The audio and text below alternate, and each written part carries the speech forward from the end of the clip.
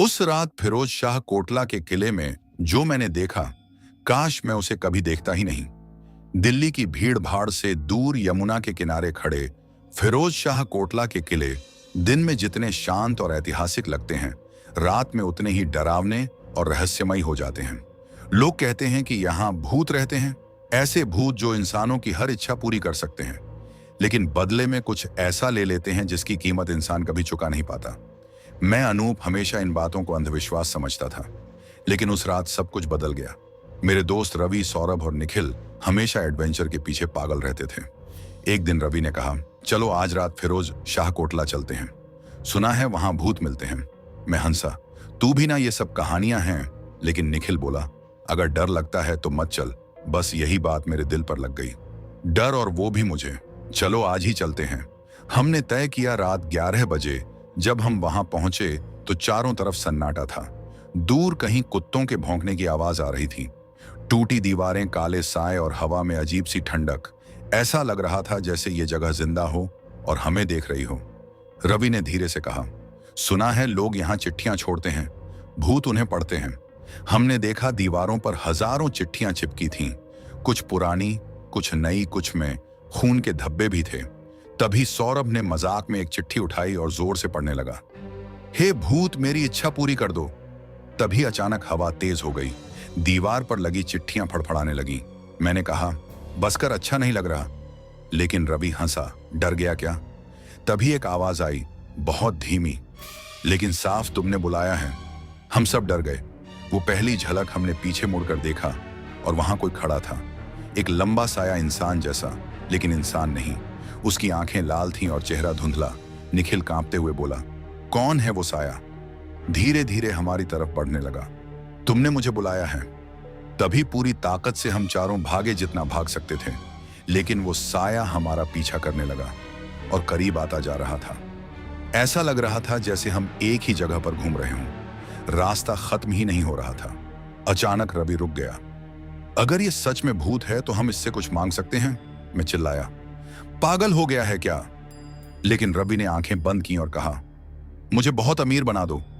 कुछ सेकंड तक सन्नाटा रहा, फिर वो साया मुस्कुराया। अचानक रवि चीखने लगा, उसका शरीर कांपने लगा, उसकी आंखों से खून निकलने लगा। हमने उसे पकड़ने की कोशिश की, लेकिन वो हमारे हाथों से फिसल गया और फिर वो जमीन पर गिर गया और बिल्कुल शांत हो गया। फिर हम रवि के पास गए। हमने देखा वो मर चुका था और वो साया हमारी तरफ मुड़ा। हर इच्छा की एक कीमत होती है। उसकी आवाज अब और भी डरावनी थी। हम तीनों कांप रहे थे। तभी सौरभ रोने लगा। वो बोला, मुझे घर जाना है, प्लीज। उसने भी आंखें बंद की। मुझे यहां से बाहर निकाल दो। मैंने उसे रोकने की कोशिश की, मत बोल, लेकिन देर हो चुकी थी। सौरभ का शरीर हवा में उठ गया, उसकी चीखें गूंजने लगीं। उसका शरीर धीरे धीरे गायब होने लगा, जैसे कोई उसे निगल रहा हो। कुछ ही सेकंड में वो भी गायब। अब सिर्फ हम दो, मैं और निखिल। हम दोनों खामोश, सांस भी लेने से डर रहे थे। वो साया हमारे बीच खड़ा था। अब तभी निखिल अचानक भागा, लेकिन इस बार वो जमीन में धंसने लगा, जैसे मिट्टी उसे पकड़ रही हो। वो चिल्ला रहा था, बचाओ। मैं कुछ नहीं कर पाया। कुछ ही पल में वो भी गायब। अब मैं अकेला था। मैं घुटनों के बल बैठ गया। आंसू रुक नहीं रहे थे। मैंने कुछ नहीं मांगा, मुझे जाने दो। वो साया मेरे सामने आकर झुक गया। लेकिन तुमने बुलाया था। मैं वो भूत हूं जो इंसानों की इच्छाओं से बंधे हैं, लेकिन हर इच्छा तुम्हारी आत्मा का एक हिस्सा लेती है। मैं कांपते हुए बोला, मैं कुछ नहीं चाहता। वो मुस्कुराया। अब बहुत देर हो चुकी है।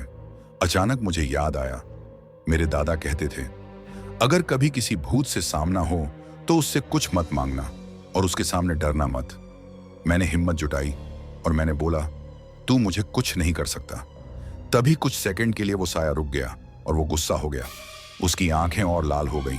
उसने बोला, तुम डर नहीं रहे? और मैंने खुद को संभालते हुए कहा, नहीं, मुक्ति या धोखा। अचानक सब शांत हो गया। हवा रुक गई। साया धीरे धीरे गायब होने लगा। आज तुम बच गए, लेकिन कहानी खत्म नहीं हुई। मैं वहां से भागा, सीधे घर। किसी को कुछ नहीं बताया, लेकिन उस रात के बाद मैं बदल गया। डरावनी सच्चाई हर रात मुझे वही आवाज सुनाई देती है। मेरे कमरे की दीवारों पर अब चिट्ठियां खुद ब खुद आने लगी। मैं बहुत परेशान था और आज मैं फिर उसी जगह जा रहा हूं, क्योंकि अब मैं समझ चुका हूं वो भूत मुझे छोड़कर नहीं गया, वो मेरे साथ आ गया है। मैं उस किले में दोबारा गया और जैसे ही मैं उस दरवाजे के पास पैर रखा जहां चिट्ठियां लटकी हुई थीं, अचानक तेज हवा का झोंका आया और सामने वही साया आया। मैंने उससे बोला, आखिर क्या चाहते हो? तभी वो आत्मा मुस्कुराया, मुझे तुम्हारी आत्मी चाहिए, क्योंकि जो भी एक किले में रात में आकर चिट्ठियां को छूता है वो मेरा गुलाम बन जाता है। तुमने भी उस दिन छुआ था। तभी वो आत्मा अपना हाथ फैलाकर उसको हवा में उठा देती है और उस लड़के की आत्मा को अपने अंदर निगल जाता है। अगली सुबह वहां घूमने आए लोगों को मारा मिलता है। कहते हैं वो चिट्ठी जिसके भी पास जाती है उसका मरना तय है। और अगर तुम ये वीडियो देख रहे हो तो हो सकता है अगली चिट्ठी आपके नाम की हो।